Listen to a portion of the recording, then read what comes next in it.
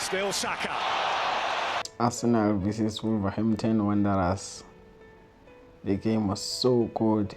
Bukayo Saka was a good performer in this match. He started with bangers.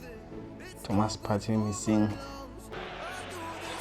Plenty on that. Kai Havertz opened the scoring for Arsenal as they led 1-0 at the Emirates Stadium. What a great header. Chan. Larsson. Splendid. Jakob Strand Larsen also tried to glance a header, but David Raya was so on point as he saved it. Martinelli. And Martinelli tried to shoot, but the Wolves defenders blocked it. The halftime score was Here's Aït-Nouri.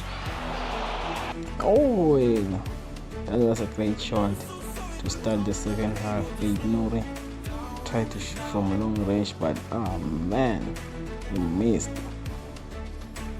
Bukayo Saka. Bukayo Saka redeemed himself from the shot he missed earlier on and scored the second goal for Arsenal as he cooked. Oh, what an effort from Sarabia. David Raya angry at the Arsenal defenders for letting the Wolves players shoot. Full-time score Arsenal 2, Wolves 0. I'm so sorry, but I'm not able to slow down.